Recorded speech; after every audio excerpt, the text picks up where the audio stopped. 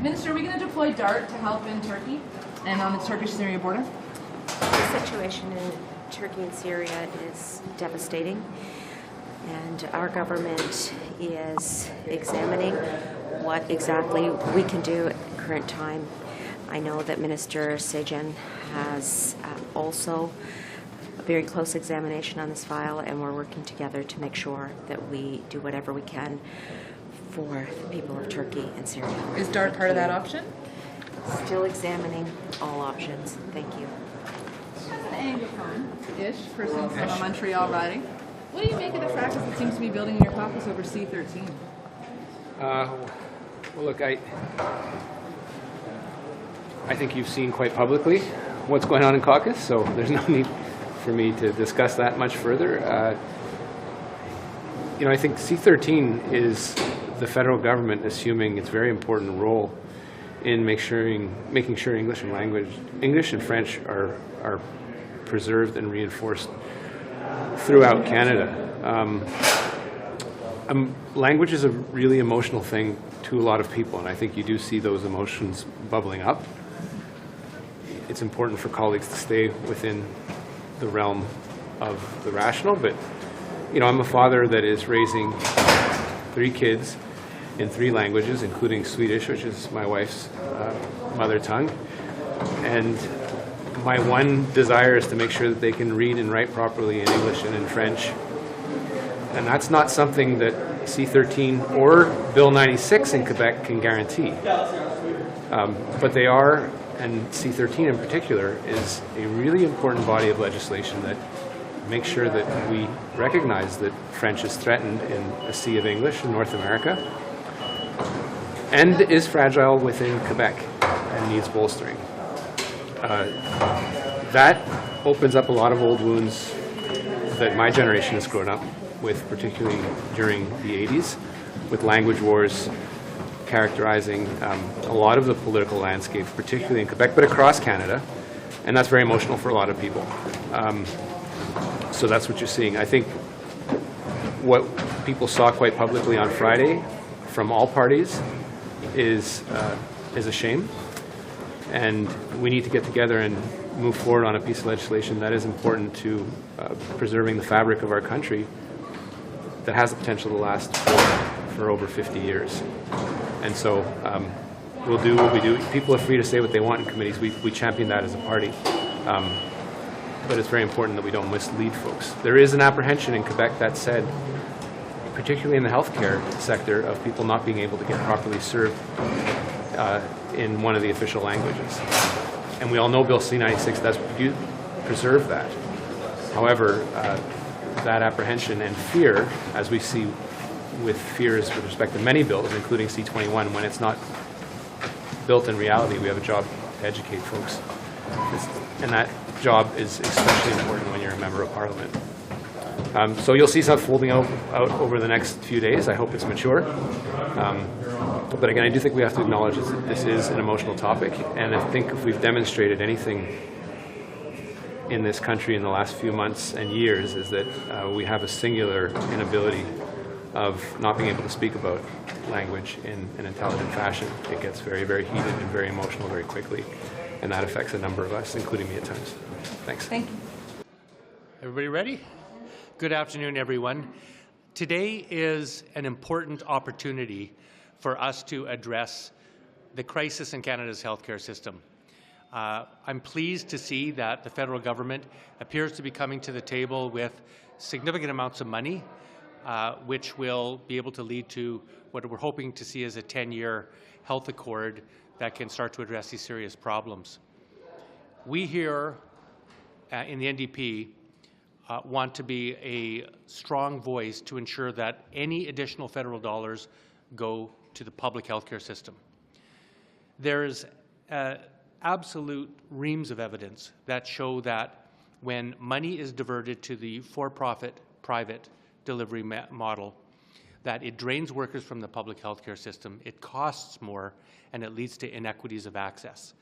So if we are going to make meaningful progress on the crisis that is facing our healthcare system across this country, in every corner, we have to make sure that we put every additional dollar and resource to expand our public healthcare system to ensure that Canadians get what they need and deserve, which is timely access to world-class healthcare through our public healthcare system.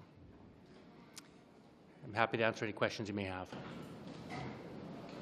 Do you think a 10-year timeline that's being discussed right now for this new deal, is it too short? Well, it's a start. I mean, I have talked to provincial health ministers who say that they are planning on time horizons longer than that. And for capital investments in particular, like hospitals, they're planning over 20, 30, even 50-year time periods.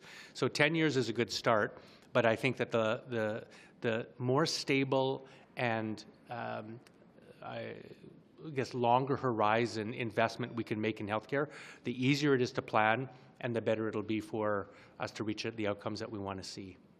And on this issue of private healthcare encroaching on a public space, the health minister seemed to be pretty adamant this morning that the government does have the tools to fight that by, for example, issuing fines to provinces should they let that happen. Is that not satisfactory?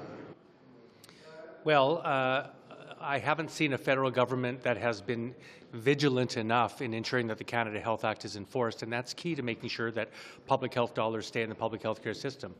And so I think that's a very important tool, and I've always encouraged the federal government to not be shy to use the Canada Health Act to ensure that that the principles of the Canada Health Act are respected. So it's an important tool, but it's only important and it's only effective if it's used. Thank you very much. Is that, sorry for a super political question, but is that like a red line for you guys in the parliamentary deal if this new health accord isn't hard enough on the public versus private that you guys could no longer support this government? Well, we're interested in solutions, and you know, I think what we in the NDP, we believe we're the party that invented public health care, and what we're here to do is to push policy in the direction that we know will work.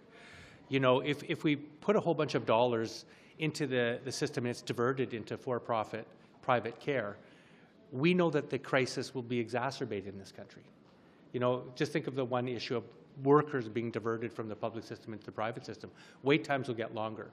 So we're here to use our voice to not only stand up for the public health care system, but also to push the government into a good policy direction that we know will actually work. You know, you just have to look south to the United States to see what happens when you have increased private for-profit delivery. You know, they don't even cover all of their citizens, and they pay higher per capita costs for health care than we do. So instead of thinking about red lines, we're thinking more about real solutions for Canadians, and that's what we're focused on today. Thank you. Thank you very much. Thank you. Maybe you can just start off by saying what is your reaction to the president of the CBC in the Globe and Mail this morning, who's stating she'd like the public broadcaster to go digital and streaming only in the space of about a decade. I'm quite concerned about the news that CBC is considering only going digitally. You know, we are seeing an attack on our public broadcaster, an attack from the Conservative leader of the Conservative Party, Pierre Paul-Hus, but also from our own Premier in Alberta, Daniel Smith, who recently, you know, questioned whether or not the CBC was doing their due diligence, which I think we all know that the CBC has been doing. You know, people around this country, we have a very, very large country, and people around this country require the CBC to continue political dialogue, to share news, to connect us. This is a time when increasingly we are becoming divided, and I think the need to have that public broadcaster is very, very important. I understand that there are constraints on CBC. You know, the Canadian government funds the CBC at a far lower level than we see other public broadcasters like the BBC or ABC being funded.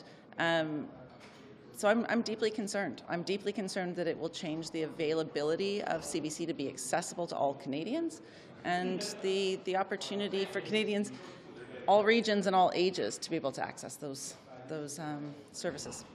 Catherine Tate's argument is that the conversation, the connection is going toward online only, so that's where the CBC should be. Do you not think that will be the case within a decade, that TV and radio will largely be left behind? Listen, it's very difficult to know what's going to happen, of course, in a decade, especially with things like media. But I will say that the CBC needs to ensure that it is available to all Canadians, Canadians of all ages, Canadians from all areas of the country, that programming needs to be available. And right now, if we were to just go to digital, folks like my parents who have been avid CBC consumers for a very long time would not have that opportunity. So I do have some concerns, but I do recognize the need to innovate and the need for the CBC to change. I hope that all of us can recognize the important role CBC plays and why we need to ensure all Canadians have access to it. And you just alluded to the Conservatives attacking the CBC. It's one thing for you to do that as a politician from another political party. Was it appropriate for the President of the Public Broadcaster to wade into that debate? From my perspective, I'm extremely supportive of a CBC, of a public broadcaster. I think that it's inappropriate for politicians to. I know you mentioned Pierre Paul-Hus. I know I've mentioned Danielle Smith. I think it's incredibly irresponsible for politicians to wade in on that. I won't comment on the President, though. Thank you very much. Thanks.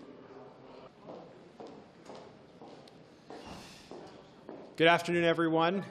After the Liberal McKinsey scandal broke, the Liberals thought they could bury the issue by saying that they would investigate themselves. We saw at committee yesterday that one of the ministers responsible for this investigation doesn't have a so-called investigation, I should say. That minister lacks a basic understanding of McKinsey's track record around the world. From the beginning, we've said there needs to be a proper investigation, and the government needs to come clean about why over $100 million in contracts went to this Liberal-friendly firm. That's why Conservatives put forward the need for an investigation at committee, as well as we called for an investigation by the independent Auditor General. Today, I was very pleased to see the unanimous passage in the House of Commons of our motion asking the Auditor General to do a full investigation into the Liberal McKinsey scandal.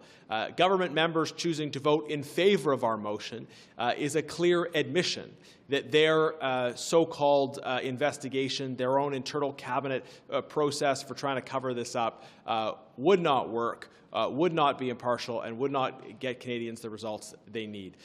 That is why we have been calling for an independent investigation. Now the Auditor General has a message from a unanimous House of Commons asking to look into the Liberal McKinsey scandal, help us find out how much money was spent, where the over $100 million was spent, and what the result of that spending is. Conservatives will continue to pursue the Liberal McKinsey scandal, the waste and corruption we've seen from this government on many different areas. We will continue to pursue, and we're very pleased to see the House of Commons unanimously adopting our motion asking the Auditor General to conduct this investigation. Thank you very much, Garnett. Today, this is a win for Canadians at a time when so many Canadians are struggling, and this government is handing over $100 million to Liberal insiders, such as their friends at McKinsey and Company. This is a win. The Auditor General will continue to look at the value for money, which we believe Canadians are not receiving. This is a result of McKinsey's inflation of prices of contracts, of their access to sole source contracting under this government, the concern about the utilization of funds by McKinsey, how they are spending the funds that they are receiving from this government, and finally, the performance, that they are failing to achieve the objectives for which they have been employed to do. Today's unanimous passing of this motion is a win for Canadians. We, the Conservative Party of Canada, will not stop fighting for Canadians, will not stop fighting to get value for money for Canadians. Et maintenant, ma collègue, Pierre Paul-Hus. Merci Stéphanie. Donc, nous sommes très heureux aujourd'hui, le Parti conservateur, une belle victoire pour notre parti et pour les Canadiens en particulier. Nous, avec l'aide de la vérificatrice générale, nous verrons maintenant, nous espérons voir la lumière vraiment sur ce qui s'est passé avec l'octroi des contrats à McKinsey, la firme McKinsey. Depuis le début de ce dossier, la réponse du gouvernement était que les ministres s'enquêteraient sur eux-mêmes, et on a vu la limite de tout ça lorsque la ministre de l'Approvisionnement, hier, au comité des opérations gouvernementales, est venue. Elle n'avait aucune idée de ce qui s'était passé ou de ce qui se passait avec McKinsey via son propre ministère.